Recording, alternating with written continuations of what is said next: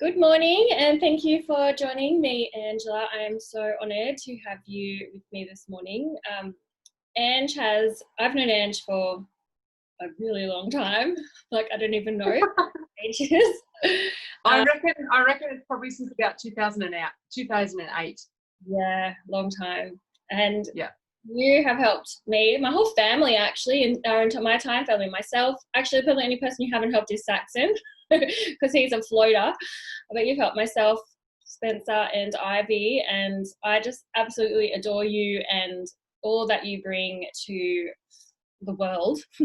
I would love for you to share a little bit about, I guess, for people that don't know what kinesiology is and how it can help them in their life, what it can kind of get to the bottom of and how it can really unlock things that they're holding on to, I suppose, that aren't really serving them, because, I feel like this is absolutely the way forward, aside from, general medical. And, I really want people to understand how powerful and amazing it can be for them without having to take drugs to get their desired results in life. So take it away, Ange. Absolutely. Thank you, beautiful Lyndall. It's an absolute privilege to be on this meeting with you and this interview with you, and I'm just so excited for what's ahead of you. Considering we've known each other for such a long time, and I've seen your journey, and pre-babies, and it's just lovely as a kinesiologist and as a person to journey with people and see them move through all these markers in time, and flourish and blossom. So thank you so much for having me on. It's a real privilege and an honour, so thank you. My journey with kinesiology, really, it was not my childhood dream to become a kinesiologist, and when I found out what it was, I did what most people do still to this day. They go, a kinesi what? Yes. A little bit better these days, but for a very long time people really had no clue what that was, and you kind of had to go back to, well, it was built by chiropractors, and that helps people because most people know chiropractors, although it's nothing like chiropractic. Thankfully, most people say, thank God, I don't crack backs. I'm sure some people would love to think that I could crack their back when they were here, but so we don't do that. Though it was developed by chiropractors, and some people may still go to their chiropractor, and their chiropractor does what we call muscle testing or muscle monitoring to access the responses from the nervous system. So that's what they were doing at that time. And then they would just apply after, having someone hold their arm out like this, and they put pressure, and the person, not from their strength, could be a big burly guy, and they'd say, hold that position for me. And they could be muscle bound and still not be able to hold that position. And nothing to do with their strength or their commitment to holding their arm up, and all about there's some loss of power in the nervous system and why. So if we think about it just in the terms of chiropractors, they would then go back and go, okay, well, we need to see what's happening in their spine, which is, like a super high to the rest of the body, their neck, their hips, what's happening to cause that loss of power. They would then apply that and do techniques to the person come back to hold their arm, and because the nervous system has been restored in some physical way, they would be able to hold their arm, they could swing off it. Yeah. So amazing. That helps people to, it helps. Yeah. That's right. And so most people go, oh, okay, I can see how that makes sense. And then for chiropractors, and I mean, these days, some chiropractors are extraordinary. They're going off into all sorts of amazing realms, and bringing both the kinesiology and the chiropractic into like almost equal energy, and spending equal time on them, and knowing that sometimes it's not best to apply a technique unless, we've gone through a process of testing that it's appropriate for the person's nervous system. Mm-hmm. And that's where the beauty of this work lies, is that we are constantly checking in with, well, what is your nervous system? What is some people say the body, but, more so, what is your nervous system saying? And is that appropriate? And if it isn't appropriate, then it's really not best to do. And so that's where we can work around doing things that, what could we do to make that appropriate? And it could be releasing an emotion. It could be applying an essence or some type of process to have that person then in a... So I feel like what's coming through my learnings, everything that I keep doing is all around, when it comes to working with people, is being in the question. And even for yourself, always being in the question, instead of just Yeah. thinking that you know what's best, being in the question with that person or in that space, you know, is this what we need to do today? You know, do we need to release this? And then like you mentioned just now, like flower essence, because I can see all your beautiful books and Yes. all of that behind you. So Yes. Anne is, I believe, so unique in the way that she works, and she's pulled in, I can't even take a guess how many modalities you access to help someone. And it's quite Yeah. amazing because when you're with her, she'll have you lie on the bed and she'll be muscle testing your arm, and she'll be looking at the different levels or the different, like, all the different things on the bookshelf. And like, how do you then go from, okay, we know it's on this line, and then narrow it down to, like, you're not even talking to me. It's like you're talking to my body, and my body knows exactly what it needs and it responds, and you get the answer you need. It's actually really fascinating. It is. It's and it is a process of elimination, really. Like you're saying, like I could be looking at my resource list, because a kinesiologist ultimately is only as good as our resource list. And as you can see here, I've got this little table here.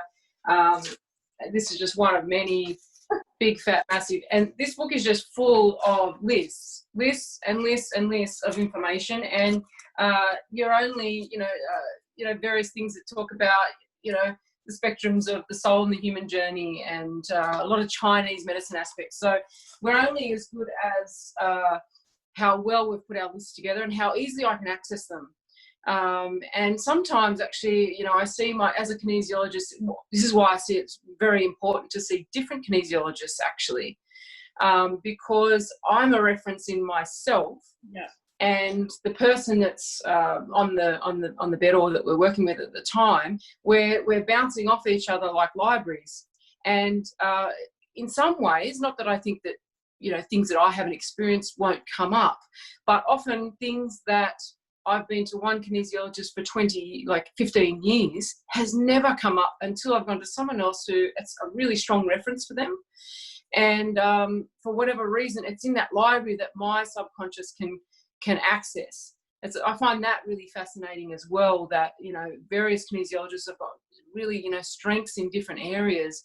And that's why I guess when you mention the diversity of the different things that I do, basically the way that works is you have all of your resources, and that can be anything from a book to, sometimes I don't even know what I'm looking for because they're muscle testing something but we can't find it, so it might be I need to Google something to get on track. It might be, there could be moments where we think, is it something I know, muscle test? And I'll explain the muscle testing process in a moment. Is it something you know? Is it something someone else knows? And it's like this process of elimination of, well, until your nervous system has a stress response or a response of some type. Doesn't necessarily, some people believe that this, the muscle dropping is always a stress response. Not necessarily. It depends what you're asking, what I'm intending to look for. It could be an association. Sometimes, we've got a whole lot of stuff happening, and where I'm subconsciously knowing I'm not necessarily looking for a stress, but I'm looking for an association to what we're talking about to help us build a picture. Mm-hmm. And so for me, that process is basically, go ahead. You mean like response, or like just something that the body can relate to? Like, what do you mean by association? An association. So say, for example, I'll give you a really good example. And this is really the beauty of kinesiology, is that we're working with that which your body has made, something that's happened to you, which is just by nature something that's happened. It actually doesn't have, there's actually nothing necessary. You could look at something and go, that's so beautiful. And I could look at something and go, oh, that traumatizes me because it reminds me of my grandmother when she used to bake really horrible cake. Our associations are so different. So it's what we all made something mean along the way. Yeah. And so so someone is another word for that. Yeah, like a perception on that, or something that we created something out of. So it becomes significant in our timeline or in our life, and then in our body. That's right. And then from there we create usually subconscious beliefs patterns around that. So you could have, some people have had, a series of bad experiences with men, or they grew up watching their mother go through a series of bad experiences with men. And so therefore by definition, not all, but some people come out of that, or women, men or women, doesn't matter. They come out of that and they have this subconscious filter about that. And then for whatever reason, they keep drawing that. Because as you and I know, you tend to draw that which you, that which we push away, or that which we almost were repelled by. Often, it's like that magnetic force that draws that to us, whether it be a universal force helping us to try and work it through. Yes, but it's all around then having that awareness. So what I'm learning is the more awareness we have around our beliefs, our thoughts, our patterns, whatever it is that's going on in our life, when we're able to see it and have awareness of it, we then have the ability to change it. But without the awareness, we continue to create those same patterns. So I guess that's where kinesiology comes in, and it helps. It's just another way of bringing that awareness of what's happening underneath it all to the surface. Absolutely.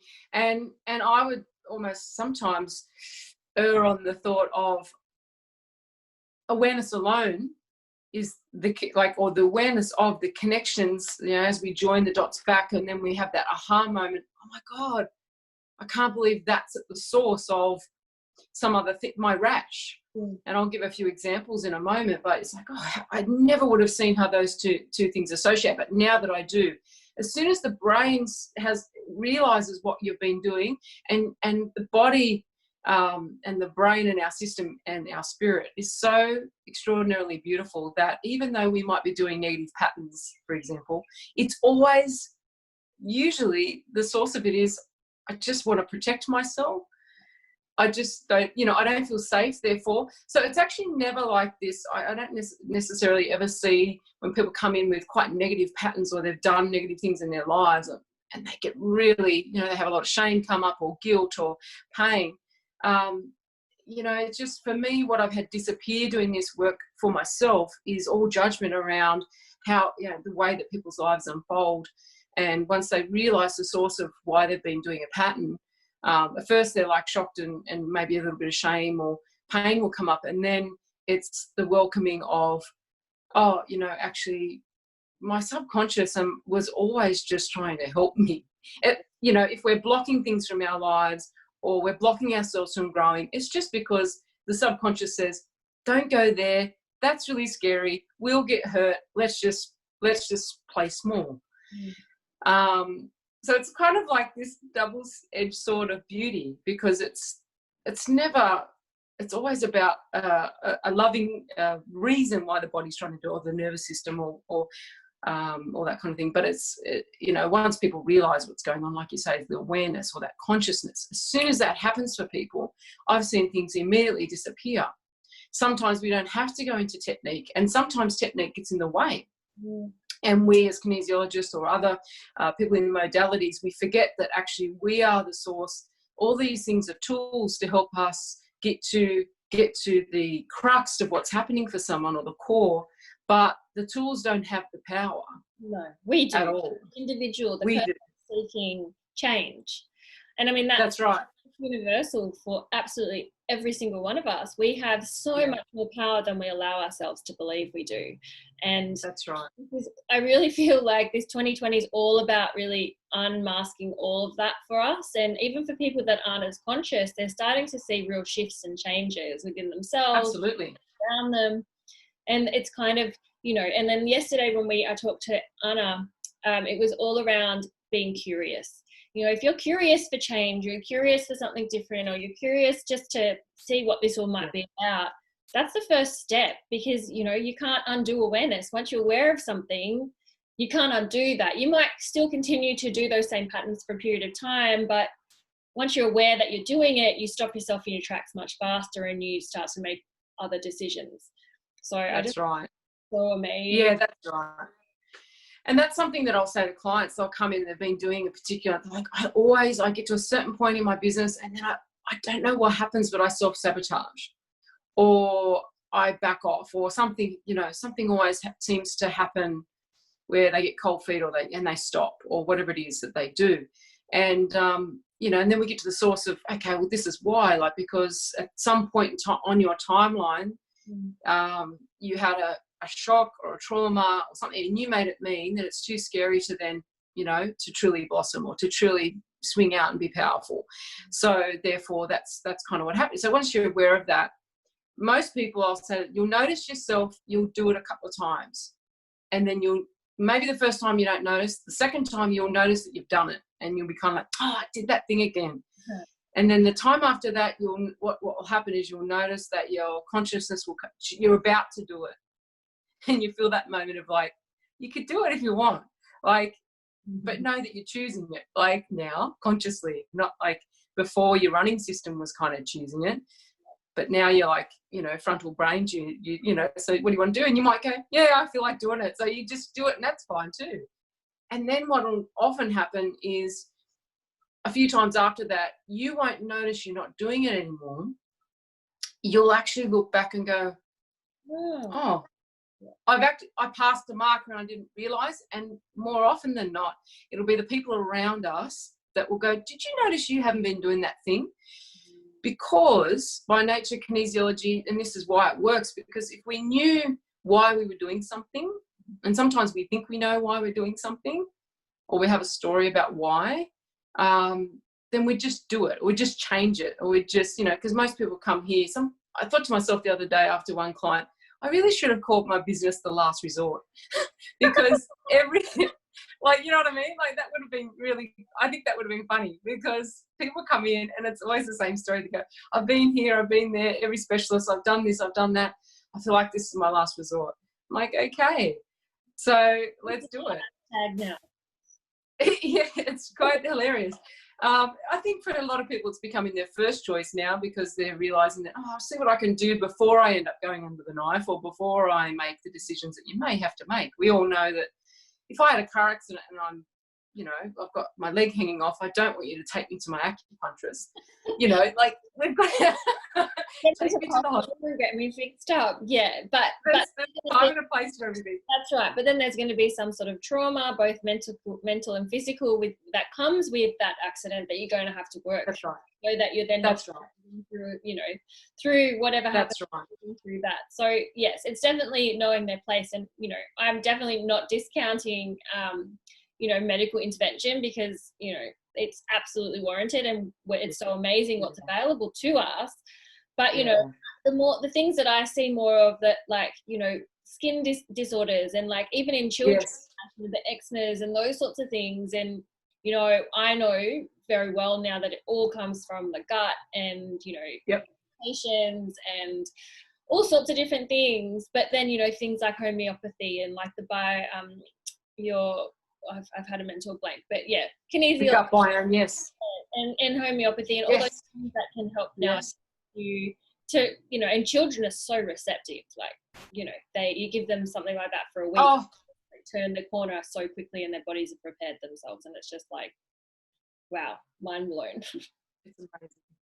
It is amazing, and I'm glad you brought up the fact that, you know, the kinesiopathy, which is something that I have done. You know, the combination of kinesiology and homeopathy, or the concepts around homeopathy and like curing like. So it's we work in the realms. A kinesiologist, really, there is no realm you can't specialise in because our main tool is the muscle monitoring. So so people understand if they don't, if you can muscle monitoring and you're comfortable with that, or, you know, take a journey of being comfortable with it, which even for me took me a couple of years to be really comfortable with it.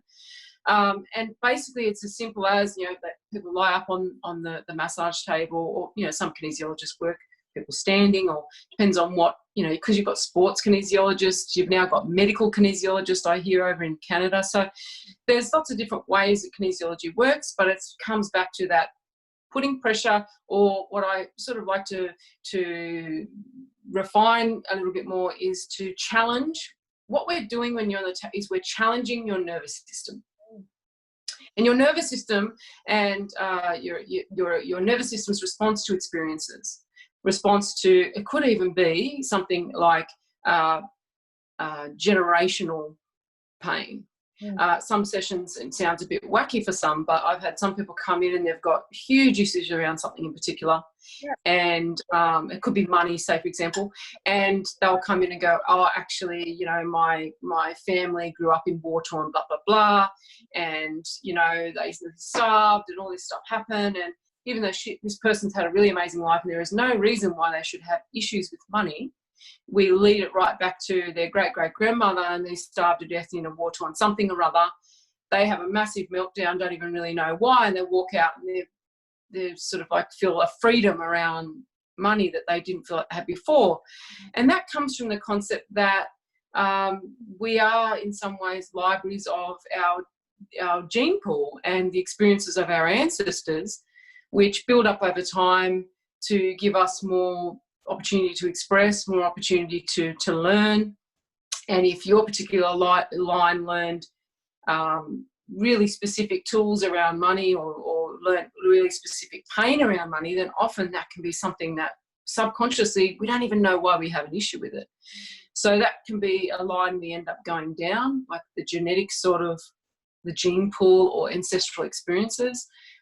Sometimes we can go down and it can be completely nutritional, where a lot of the muscle testing we're doing is there's ratio issues with the nutrition, and we're working out through the nervous system by challenging it what's happening with that.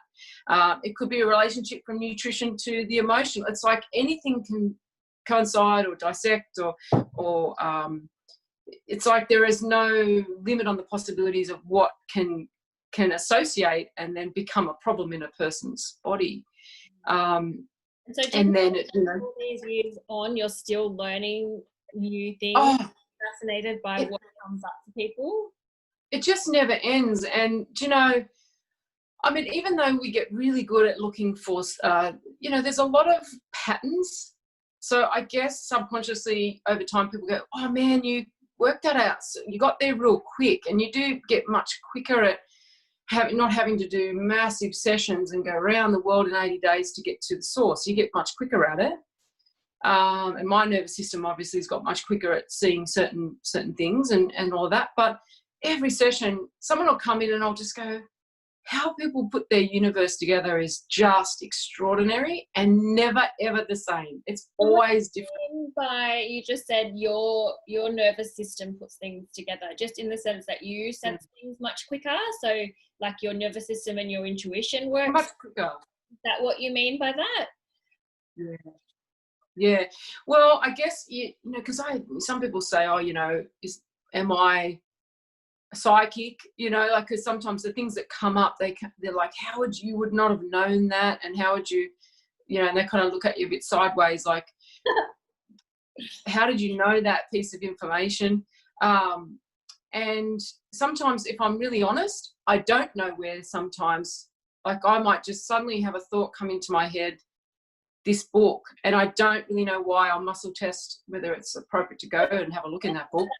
That's consciousness and intuition, and, you know, you are a very spiritual being, so you're very open to receiving what the universe has to give. And I know on my journey now, like lately, I just have things drop in. I don't question it anymore. I just say or do whatever that is that drops in for me. And especially when I'm in people's presence and they're like, how did you know that? I'm like, oh, I just felt it. I'm in the energy sphere. It's just what I felt very clearly for you. And, you know, and I think it's trusting into that, especially as a practitioner, you know, you know that this is your journey here to help. Yeah. And and for me, that took, and I don't know about other kinesiologists or practitioners that work in that realm, that took a really long time to trust. And I still, to this day, like, sometimes I'll be in the middle of a session and things are coming up that don't make sense. And particularly if the person on the bed's their first time maybe and they're a little bit skeptical. Because if you have diehards who have been doing this for years, they just like, yep, whatever's coming up. Yeah, you know what I mean? They don't everything. Yeah, they just like, they go with the flow. But some people, understandably, when it's their first time, you'll be like, have you ever had this? Or have you ever had it? Because sometimes it's about the question too, because something will come up and then I'll be like, does this make sense? And they'll be like, no, right until the last 2 minutes of the session. And it'll be something that will just be the house of cards.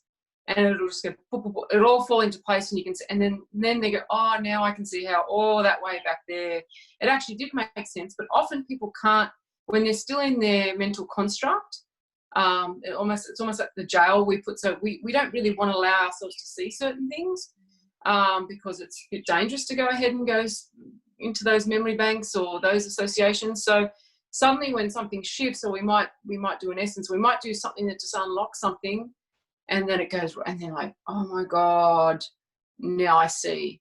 And I guess the way I like to see that or look at that is that, our brain perceives, don't quote me on I can't think of the actual amount of bits per second, but let's just say it's like, 200 million bits per second or something, where like the brain's receiving, it's probably not the right number, but say it's that, right? Yeah. So we're perceiving at any one time through all of our senses 200 trillion bits of information. We only actually recognize something like, 1% of that. Like, so even though there's all this stuff going on around us all the time, we're only actually allowing ourselves to acknowledge and perceive really specific things. And usually that's stuff that's within our mental construct. So that's part of, I guess, the beauty of what we do with kinesiology is we're helping people to like balloon out into bigger versions of themselves, being able to see things that they didn't see there for themselves before, opportunities they didn't see before, possibility they didn't see before, because their mental construct just didn't allow itself to perceive it. Yeah. So as we peel away these layers of these onion layers, and they're usually there because it's just, the way our family line have always thought, the habitual thinking, the things that we've learned over time. And so anything outside of that, they can't perceive it or see it. So it's helping our brain to see other aspects of stuff. It's all happening. It's all actually happening. And that's why sometimes people might, I don't know if they say to you when you're having these experiences where you're picking up things, they're like, well, how do you know that's right? And how do you perceive that? Or how do you see that? Or you'll see signs like, I've become, not tooting my own horn, but I've become good at seeing connections to signs and symbols. Yeah. And people go, oh, how did you see that? Or how did that happen? How do you create those synchronicities? What happens? And it's in those moments, how that happens is exactly what you just said. You act on, not if it's like, your mind says go harm someone, but like you act on those tiny moments. They might seem so insignificant, but it's like, oh, I just want to turn left and not right, or it seems like a silly choice, or I'm just going to grab that book and not that book, or they don't seem like they have any significance whatsoever, but when you build those all up, it ends up, in something, usually something you just cannot believe how you got there. Yep. And it's in the small moments. And I guess that's the way I like to see kinesiology, is that we're going through and we're freeing people up to be able to have the ability. Sometimes they're lacking the ability, the opportunity. There can be lots of reasons why they're not expressing the full gamut of what's possible for them as a person. Mm. And usually, fear and all those things are a good reason why we don't express those things. Yeah. And we live in a world right now which is, everything's right up on the surface and people are wanting to express themselves more than ever, and yet it's interesting how we're getting this kind of backlash of wanting to, push us all back into the box. That's because, that's a way of being conformed and conforming, and, there's safety in that to a degree. Yeah. But definitely it's all about this consciousness. So when you are conscious, you are fully conscious, this is what consciousness looks like. So this is what I'm starting to see and understand now, that a conscious person really has the ability to tap into all of this. It's just absolutely when you're not conscious because you're stuck in your head, which has generally been the majority of us for a really long time, that we then create this disease in our body, and, things become really hard and stuck. And that's right. We're supposed to live a life of joy, grace and glory. That's how it is meant to be. But, our physical bodies have a different idea sometimes. And like you said, it just wants to keep us safe. So it is interesting, but I just think that common thread is just about consciousness now. The more we can allow ourselves to be conscious, and you know, this journey for me has been years and years and years, and I've seen so many different modalities over the years, and all of them have absolutely helped me to get to the place that I'm at now. And it's going to be a never ending journey. Like, I'm like, bring me more money so I can just keep doing all of this stuff. Yes. It's incredible. And you're always learning more. And I think it becomes like a bit of a thirst for knowledge. Like, That's right. What comes to the surface is so amazingly incredible. And then I feel like on a high, like when you know this stuff, when you've got this knowledge at your disposal, what you can then do moving forward just becomes kind of like a train. Like, you know, it's unstoppable. Absolutely. And becoming unstoppable, that's we are mostly stoppable. Or, you know, mostly, for the most part, we are very easily stopped. And it doesn't take much. It can be like, oh, my family doesn't approve, or whatever, or, you know, people are going, I know for myself, I'm doing a project right now, and, you know, I feel a lot of fear and moments where I could be stopped, but I'm choosing not to be stopped. And so it does take a daily commitment to not be stopped and allow what a beautiful friend of mine who's a astrologer, her name will come to me in a moment when I hate that when people's names drop out of my mouth, but she's an astrologer, and she taught me about the concepts of what she calls the Hades in people, and how there's this aspect not in everybody's star chart, but a lot of us do have, particularly if you're up to big things in your life, you'll have this, what they call like an asteroid, called Hades. And that thing will try everything and anything to prevent you from growing and becoming all that you can be, and right down to that voice, you know, it's like, oh, sure you can, no, you won't. It could be, you know, you've got to sit down and start writing your book that day, but the washing looks really inviting and you never like washing, but today, you have no idea, like we're in lockdown and I had writing to do and things to do, and you've never seen my bathroom sparkle so much. And they're the days when I'm like, Hades, you really got me, because you know what you need to be doing and you're polishing the bathroom. And it's like, I you know, sometimes that needs to happen, but yeah. So it shows up for people. So that's some of the aspects we work with here with kinesiology as well. It's like, where is your Hades, or where is that, and where is that doing its darndest to prevent you from really flying?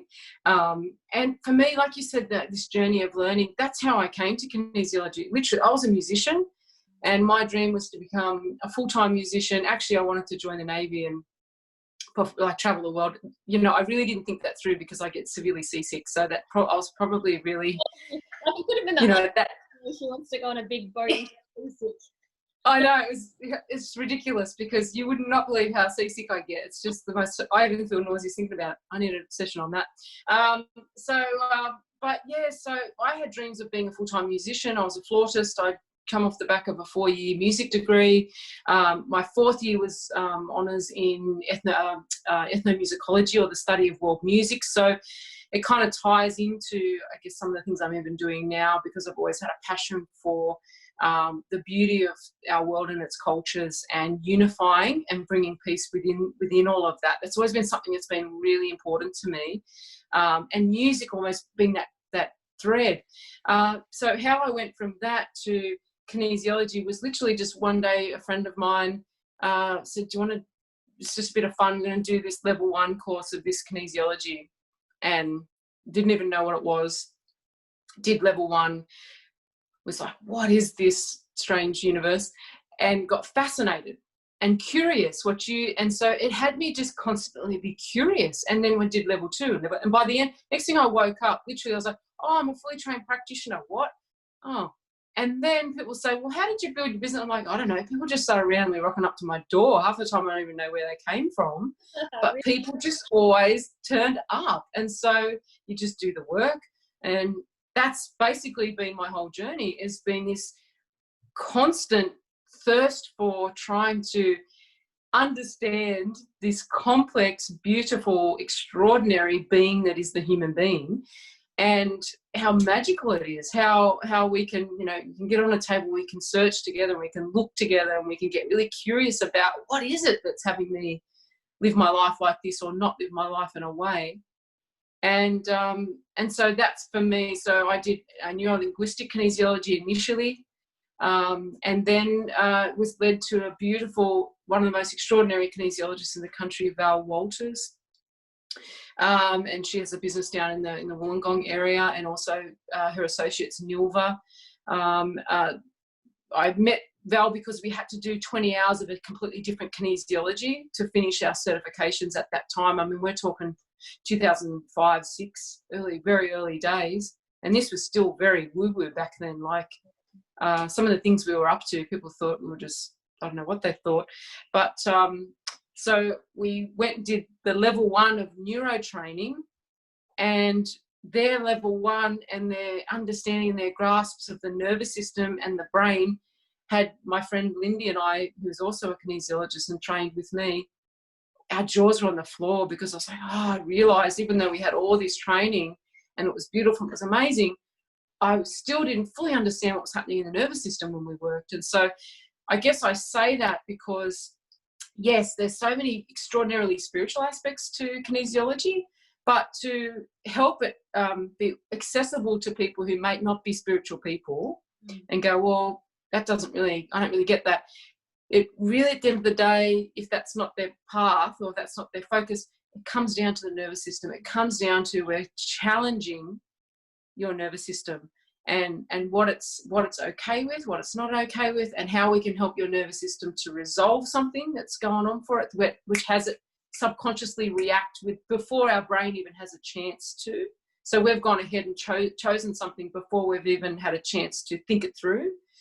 And when the nervous system reacts and we go into fight flight has us go back into the brainstem, which is where we keep all our old, like they're just the guys that you don't have to think about them. They're there. They're like those survival tactics.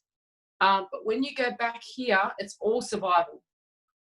But you literally shut down your frontal cortex. So it's important to note this, because as much as, we do all this, work, but what we're trying to do in the body itself, in the system, is to help the brain come from here around a subject up to here, because wherever you're here in the brainstem, you cannot create solution. It's actually impossible. And the reason and the beauty of that is that there are times when, because we are primitive by nature, like we have primitive reflexes, which is what we're also working with, the primitive reflexes and whether they're being triggered or not. And so people who have neck issues, you often see them come in and go, oh, my neck locks up when I get stressed. And so why that happens is, back in the day when we used to like hunt and bears would chase us, our primitive reflex was to run and look behind us to check where the threat was coming from, right? And like, is it coming? Is it coming? Oh my God. So nowadays we don't have bears chasing us, unless you live in like Alaska or something, you might. We don't have bears, but we have bills, or we have, you know what I mean? Like we have a business that's going down, or we have a family member that is really abusive or something. So it's not a bear, but that's our threat. We're not looking, but this primitive reflex activates. Anyway, then on top of that, we don't live lifestyles where when the threat comes, we get to run and express it and then release it from the body. And then once the bear's gone, we go, whew, that was a close one, and we get on with life until the next bear. But but we don't. We build it up and we build it up, and we don't release it. And then it's like everything's a bear, and we're kind of like experiencing life at the moment, a lot of us, constantly back here, which is why we keep doing the same loops.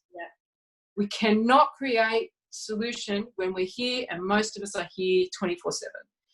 And so part of the process that we do when you're on the table is working out what's the bear that's chasing you. I need to interject, because the one thing that the connection there is when we're in that fight or flight zone, our digestion stops. So this is another reason why we see so many digestion issues, because our body is in this state of, I need to stay alive right now because I'm running from this bear, so I need every single energy source that I have to keep me alive. So everything slows down.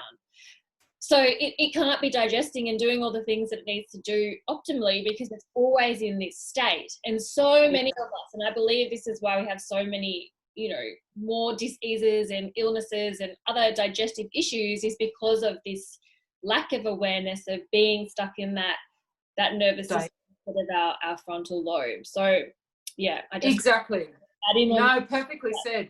Yeah. Perfectly said. And it's literally to the point where the functionality of the body, which is in its wisdom. I mean, there are times when in its wisdom, that if there's a snake and you need to run, or you're about to be hit by a car and you need to react, you don't want to go, do I really want to run? I don't know.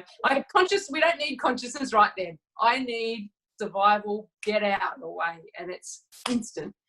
Problem is, so many of us we've got all those associations that we talk about. They're all kind of there about all these little things that really seem quite, inconsequential, like there's sort of nothing, but we're still going back there. And what you said too, like everything shuts down, and more than that. So all the blood, which is meant to be up in our brain and around our organs and around the gut, and all those like literally it drains and it goes to our extremities so that we can run or fight. And so like you say, so the organs, and if we're in that state, imagine if it was only 50% of the day, what's going to happen to the vitality of your organs, what's going to happen to the vitality or the nourishment of your adrenal glands and your kidneys, and which are working really hard around all that kind of thing. And more than that, the blood that's meant to be nourishing the brain and up there and helping us to think straight. And that's why often, we find it really hard to think straight when we've had a shock, because it all comes into, we want to encourage, which is why those techniques of like frontal holding, breathing, meditation helps to reset the nervous system and have the body relaxed so that we can have full functionality. And then if we can, the key is often, people can be meditating their hearts out but still get triggered by that thing. That's where it's really great to come in and work out, well, what is that thing that's causing my body to still go into that fight-flight response, where once I'm in it, it's extremely difficult unless we've got unless we're really conscious and we're practicing that, like, wow, I'm in it, whoa, I'm far out, like, yeah, and I know I can't think of anything better to do, so maybe I need to go walk, maybe I need to just go sit in the sun, maybe I need to go have a salt bath, maybe I need to finding some strategy. And if it still doesn't pass, sometimes even just becoming conscious of it, like you said, even seeing it, it's almost like once the brain goes, oh, I'm doing that, the brain goes, it's like it disperses the effect. It's really quite bizarre. Other times it's really got a hold on us, depending on how scary the thing that you're doing is. So it's, and that's can be part and parcel of the sessions too. And often we'll have little kids come in, and a big part of often their sessions is going through all of their primitive reset reflexes, and whether they're working, whether they're on, whether they're being suppressed, whether they're out of balance. And for a lot of little kids nowadays, I'm just finding that I'm talking small, coming in with lists of all these different allergies and irritable this and that, and lists of, like, yesterday I had a lady and both her children, they're under 5, they've both got every OCD, sensitive disorder, like everything you can imagine. And what I'm noticing is this is becoming worse and worse. And you just think, what's happening? There has to be something we're passing, something in the environment. There's got to be something going on. And even though some of it can be genetic, the beauty is of what Bruce Lipton taught us around epigenetics is that you change the environment, the genetics can change. So that's where the importance of what you're doing, which I love, is you're bringing into people's environment, you're changing up the environment. You could have, some of your practitioners coming in or workers coming in going, it's about changing the environment around food. You could have people coming in and they're feng shui experts, and we're changing the environment because the environment is toxic. You know what I'm saying? Goosebumps all over me. Yeah, this is what I'm so excited for you, because can you imagine? It's like, this is the power. You change the environment, and everything changes. It's like now scientifically proven through Bruce Lipton and his work with epigenetics. So, and yes, I work as a neurodologist, and I often look into people's eyes and go, wow, like this is what's going on, but you don't have to live it out. And I think we have a subconscious belief, most of us, that I have to, oh, mum had it, dad was like that. Yeah. And so we kind of just, you know, go with that kind of flow. But it's, you know, I once had, for anyone who's still a little bit like, how does kinesiology work? I once had a Sparky come in, an electrician. Yep. And men are great because I get far less men, but they do come in, and I take my hat off because it's usually because their wife said, you know, they come in there. I'm like, why are you here, John? You my know, wife's there. more available to people in the home also will make it then more socially acceptable because, oh, well, I'm treating you anyway. Yeah, that's it. Not all. I'm not going to say all. I'm going to give the men a shout out because there are a lot of really conscious men that do come. But obviously there's more women. Women just seem to be, we're on that journey of really wanting to know these things, and we function differently.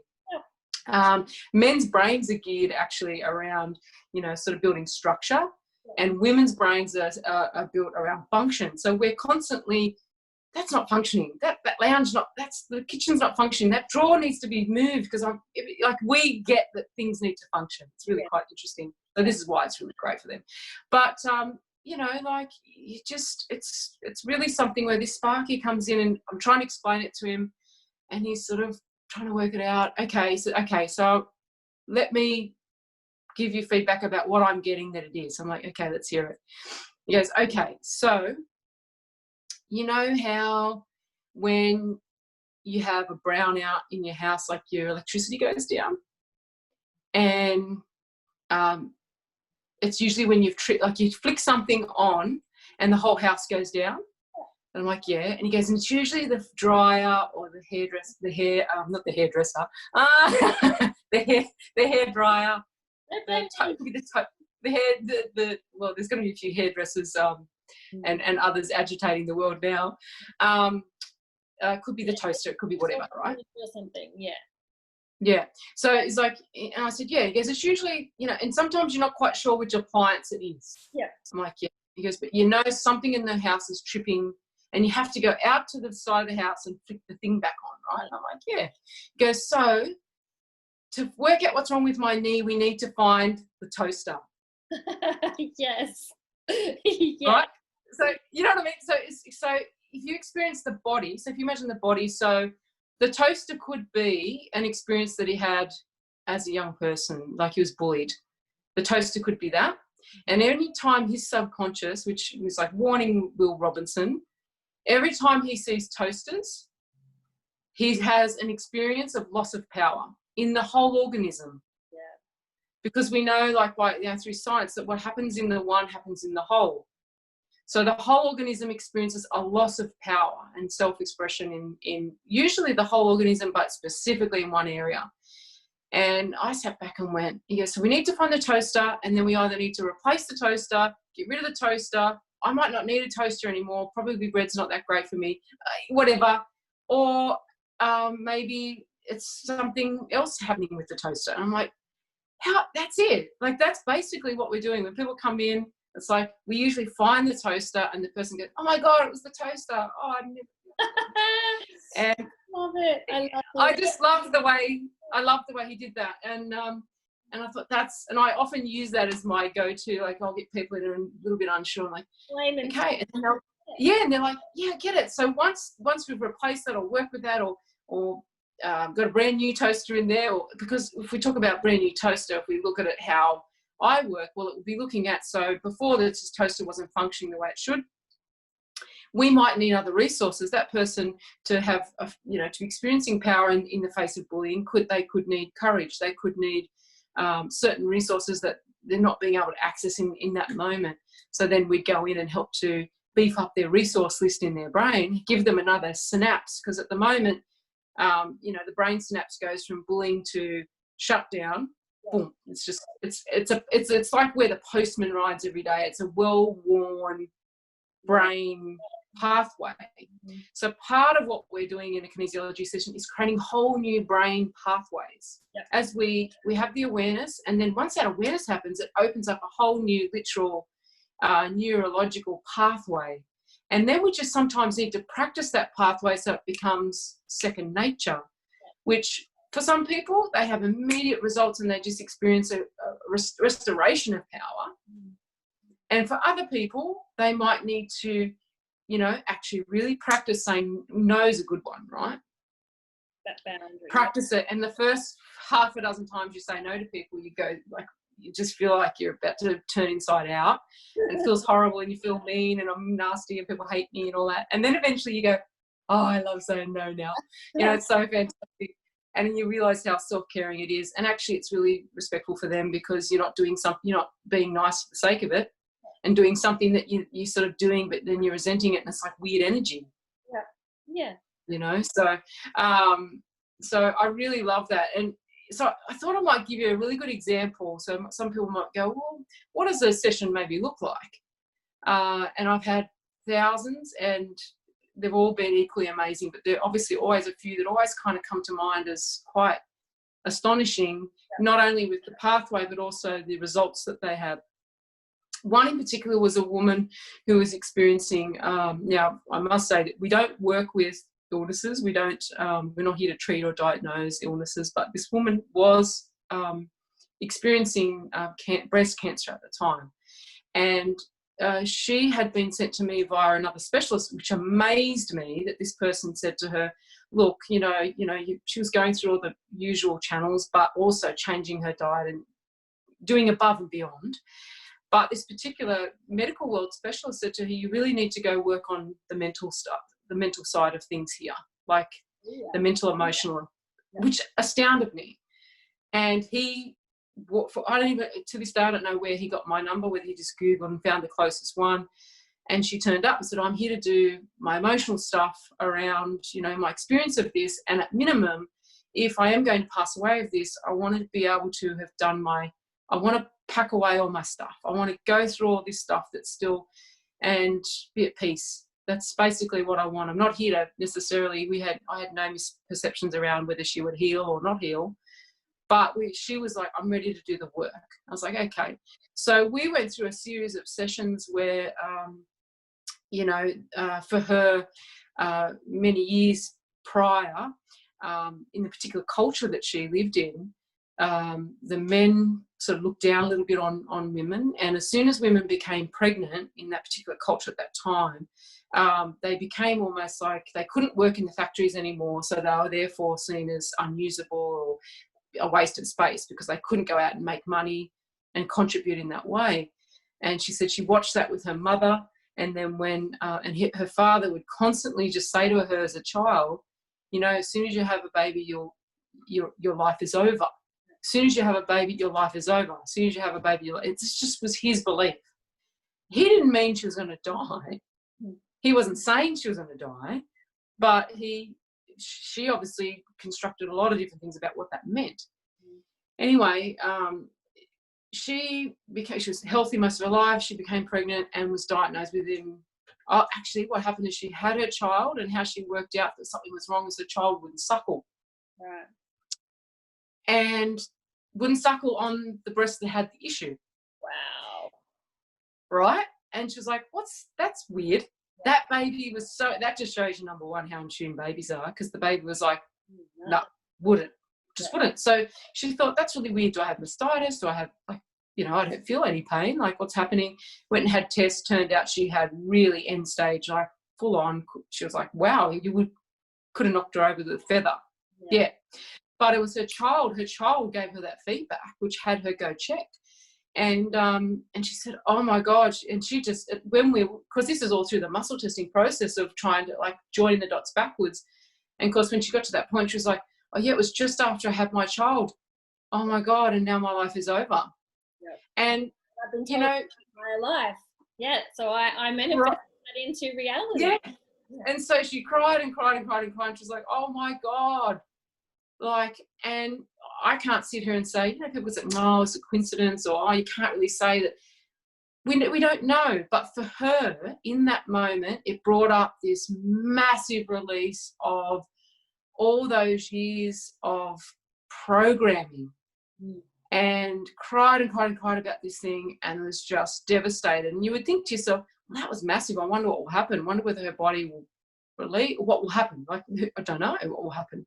At minimum, it was a huge release, and she felt lighter for it. Yeah.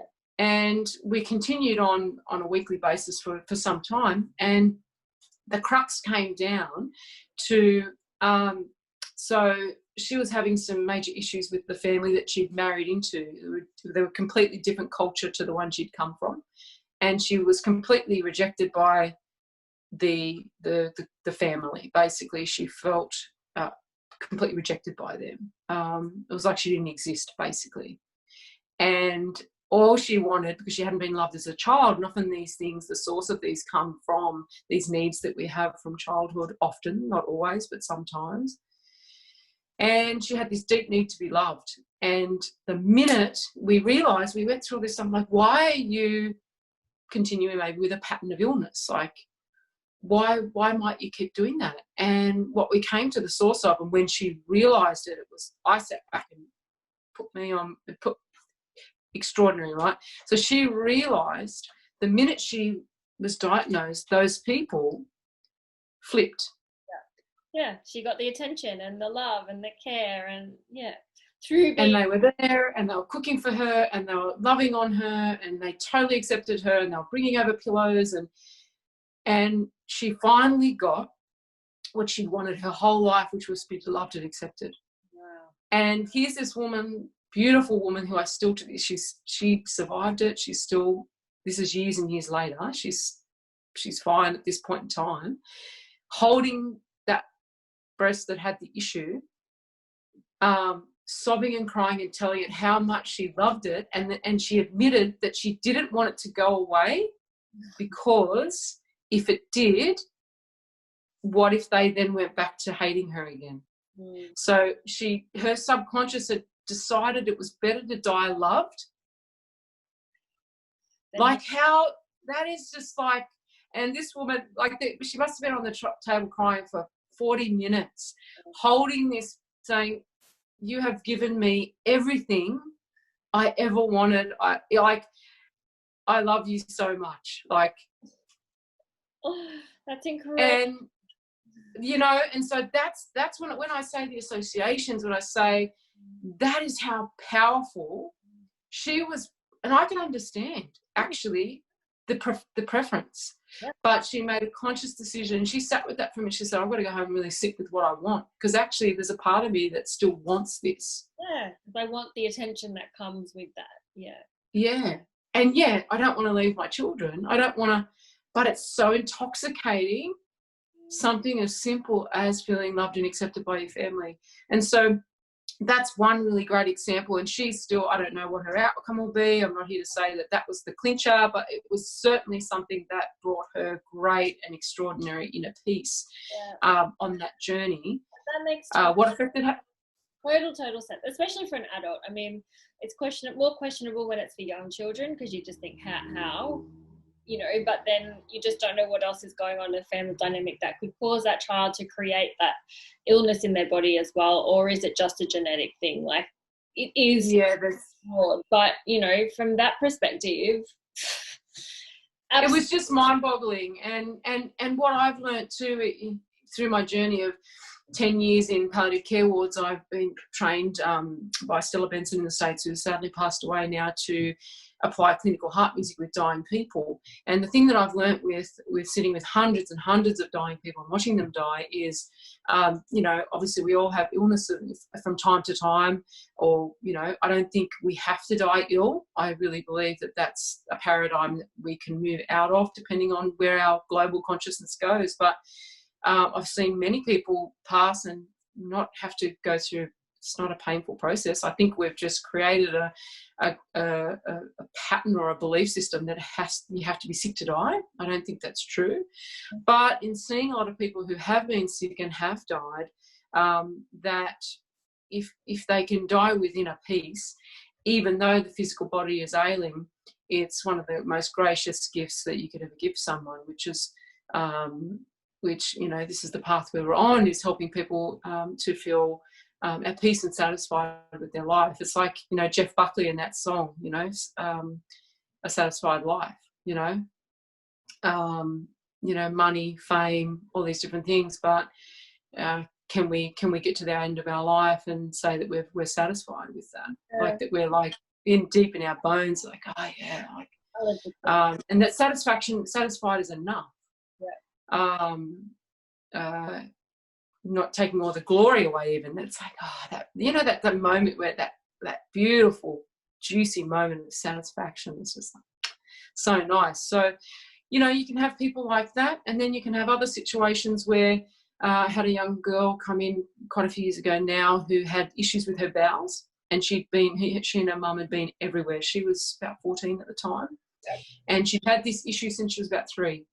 And what would happen is she would lose control of her bowels without knowing it. And, you know, like, just horrible, particularly as a teenage girl. But it had been going on for quite a few years. They'd been to gastroenterologists and all sorts of, you know, herbalists and specialists and all sorts of things. And all those things work within their realm. If there's a physical issue happening, then obviously all these different things work. But sometimes you could do all those things, but if there's still a mental construct or an emotional trauma, it's still, you'll get improvement, but it'll kind of flip back, tends to. Yeah. And so anyway, this young girl came in like a shadow, would barely talk to me because she was so embarrassed. And so I said, look, you know, it's fine. You could pretty well just lie there. I'll just do the muscle testing. You don't have to talk to me about it. We'll find what we need to just by testing through and responding. Yeah. And we went on a journey of joining some dots together. And the first dots that came through were, you know, sort of like a trauma that happened around her male role model. And her mum was there, and we sort of clarified. She said, well, yeah, her dad, she doesn't really know her dad. He left when she was quite young. But that wasn't it. For some people, there could be a big trauma around that. And it could be, you know, a part of the lead up of greater trauma. Yep. But there was more to it, not that simple. And, you know, and I said, okay, well, what was happening around 3? And she said, actually, it's funny you say that. That was when the mother had moved in with her parents, so the child's grandparents, and the grandfather became one of the most important people in her world, became her male role model, and they were very close. Yeah. And at that time, the grandfather did become terminally ill. And so it was just funny. I was like, well, what was happening, you know, at that time? She said, oh, well, you know, sometimes my father would have to go off to the hospital because he had a bag. He actually had issues with his bowel. He had one of those bags that people have to go, they call it a colostomy bag.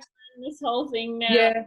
Yeah. And so he would have to go get that changed. And she said, you know, it's really funny you say that, because at that time, she didn't have this, you know, bowel, like sort of like diarrhea or bowels, like, she wouldn't go. She actually locked up and wouldn't go. And we're sort of looking, and I start to see association straight away. I'm thinking bowels, what's happening here? And she said, actually, it's funny because, yes, she stopped going, and a couple of times we had to take her into the hospital to have enemas done because she just would not go. And it's interesting because you look at the parallel with the grandfather. He couldn't go anymore because he'd had part of his bowel removed. And we're thinking, gee, that's just fascinating. Like, that's interesting. And then it went to age 5. I said, what happened? She said, well, the grandfather actually passed away, and you know, a bunch of other really, really traumatizing things happened along with that. But she said, actually, I just never associated the two to this issue she now has. But she said it was not long after that this started. And once we actually linked that girl never got over her grandfather dying, and the trauma surrounding what happened around his death, she sobbed on the table. We did some very simple emotional release around that. And, you know, because she'd had it for over 10 years and it was almost felt like the unfixable thing, I sort of, you know, I wave people home and say, well, let's just see what happens. Yep. I don't know what's going to happen. Everyone's different. Yep. And she came back for a follow-up in a fortnight. And from that night, after that session, it never happened again. Wow. And so I sit back and I'm in awe of that, because not because of what I did, but it's almost in spite of me, or no matter how unpowerful I might seem in a day, maybe sometimes tired. That happens. You might be working and you're tired and you think, oh, I'm not going to do my best work today. And yet, despite that, there is something greater than me that works through us, to which I guess to me, I've always seen, as much as I'm here and I'm kind of doing the work, I also am under no illusions that I have no idea what I'm doing half the time.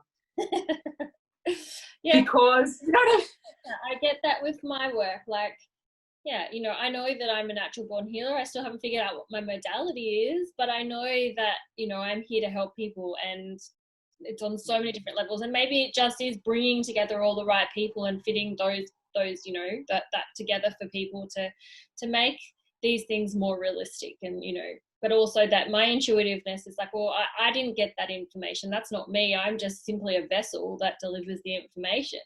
You know, it's just how willing am I to hear all of that. So that's an amazing story. And I really have seen in my life, you know, that those links of the emotional stuff to how it then manifests into your life, and, you know, what stories you create around that, and what relationships you keep calling in because of these beliefs you've created or that you stick to. And, you know. Exactly. And for me, like, I've got some clients, and as you know, like, you can have a session and get amazing results. And people go off and they just fly because, you know, you've pulled the pin on something really key and off they've gone. And then there are other people who journey with you, and you might see them, quite a few times, and they're not, you might see them once a year. But they're sort of getting a tune-up. So the way I like to see it is like, you know, they're getting a grease and oil change once in a while, like where they just realise, I think I've picked up a few things, or I'm heading into new waters and I'm confronted. And I don't quite know how to, you know, get myself out of fight and move forward again. So they'll come back. And, you know, I've seen people, it doesn't necessarily have to be emotional stuff. It could be, you know, I had a woman in her 60s come in. She'd lost her mother, her father and her husband, all one after the other of terminal illnesses within a 12-month period. And she cared for them all, and it was really horrible. And then she got to the other side of it and she was like, what now? I'm so traumatized and I don't know what to do with my life now. I've lost the love of my life. They'd only met 5 years before. She was heartbroken, and she was a bit of a mouse of a lady. She was scared of everything and everyone, and had massive decisions to make around her life. And since then, and I mean, I'm talking, that would have been 2011. I met her at 12, and I still see her, you know, at least once every couple of months. We'll Skype in on a Skype session, or she'll come here. And it still astounds me when people commit to the journey.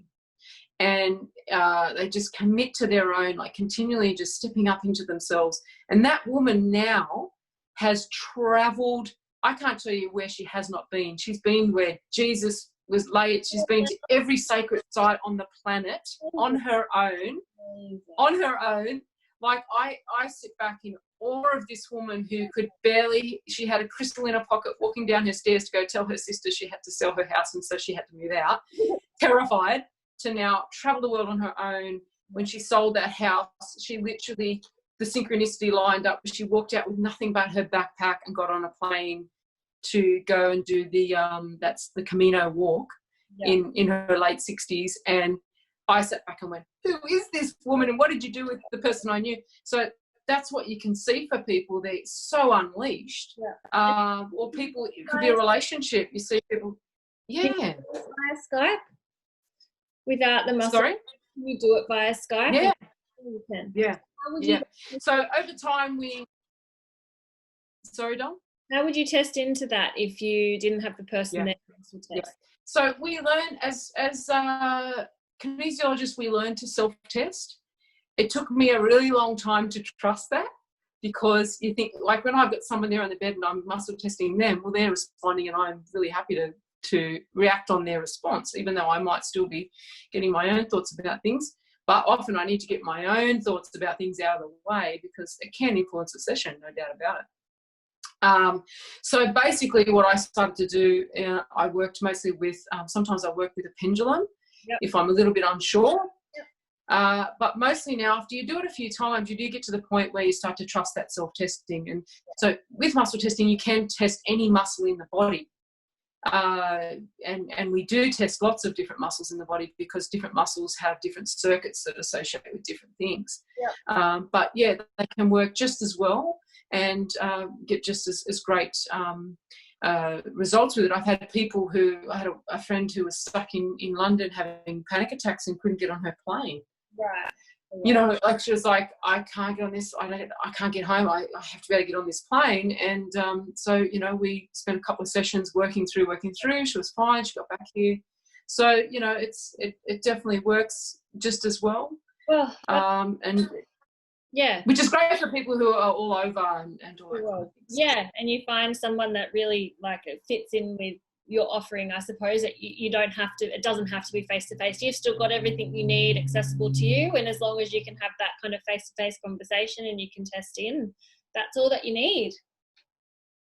Yeah, that's exactly right. And doesn't happen that often, but there are people that are there are some people that trust the process so much that, you know, I've had them, you know, message me and gone, I'm busy today, I'm so busy, I can't even possibly get on a Skype call. Can I just get you to spend an hour testing around and just see what comes up for me? And they won't really even give me any information. Like, and that was like a whole nother leap in my own self-belief and trust, and as well, to sit down with a blank piece of paper, no person, no, like, because, you know, people give you clues along the way sometimes, which can make the process irrespective of whether they're there or not. It is still energy. Yeah. Internet. That's right. And so, and there might be some kinesiologists who wouldn't feel comfortable doing something like that, but it's just, for me, over time, it's just, I always say, well, it's here and someone's asked me to do it, and I'll never actually, I'll say, well, yeah, let's see what comes up. And if it's, you know, and then I get to sit back and go, when they give the feedback and go, how the hell did you know, I'm like, oh yeah, like, that's really interesting that that's still really effective, and that I can, it's like this, for me, a journey of like continually like diving into how much can I trust myself, my gift, my ability, how much more can I trust, you know, it's like that constant in the question.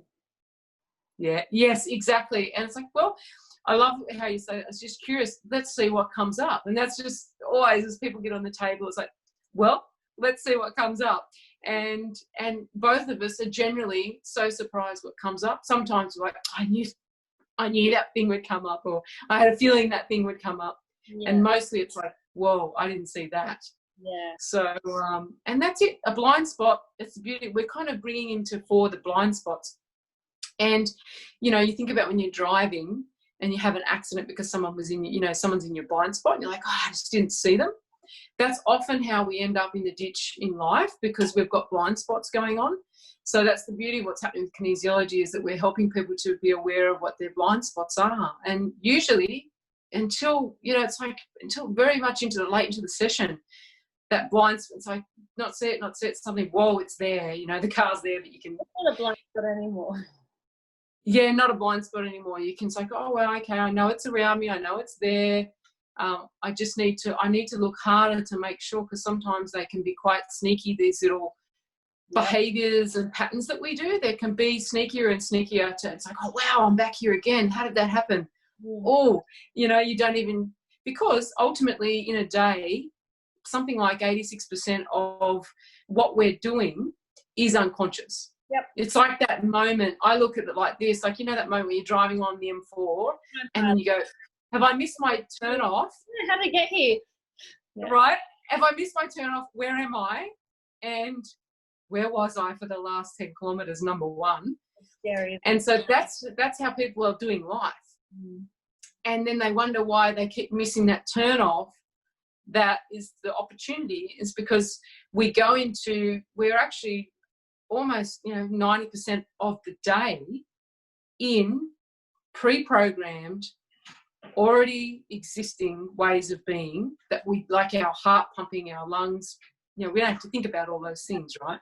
Yeah. All these other ways of being that we get into in kinesiology, that's what we're working with. All those things that they're functioning without you having to even think about them. Yeah.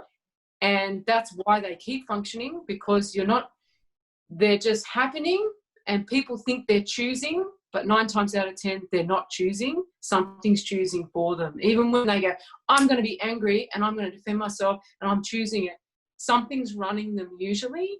And the way that I like to see it is, you think about your computer.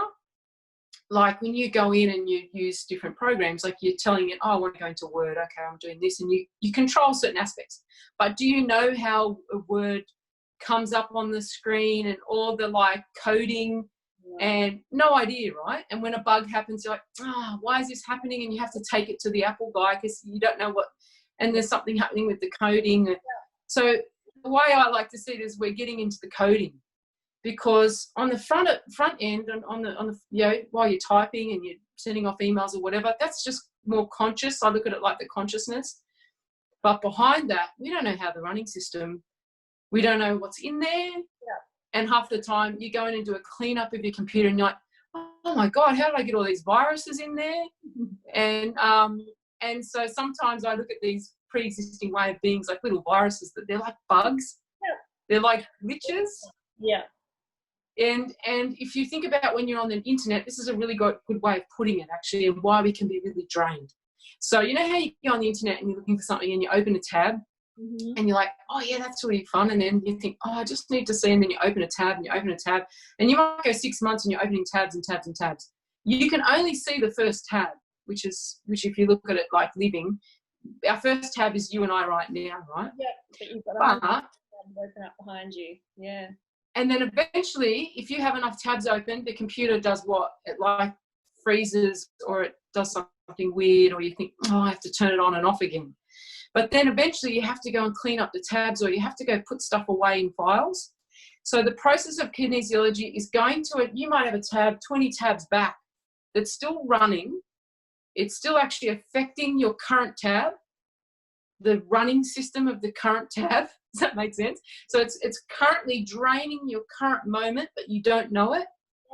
And we go into that tab, we look at what it is, we decide actually, oh, I might save that tab away, or I might just completely delete it, freshen, and then we just go through each tab until, it's like, oh, actually, I'm fully self-expressed. I don't have something behind the scenes that's draining the running system. Makes sense. All the time. So I love that way of looking at it, because it's like, my tab could be happening right now, but particularly if people aren't working through their traumas or their experiences or their shocks, it could be like, oh, I got sacked, or I got yelled at one time when I was 5, or those tabs are still there. Yep. And they are causing a drain on the running system. Yeah, and a trigger. Well, and I feel like we could talk all day about all of this. We could. I love it, and there's so much to talk about, and I mean, it's very obvious that you have so much amazingness to offer people. So, thank you so much for spending an hour with us this morning and, talking. My pleasure.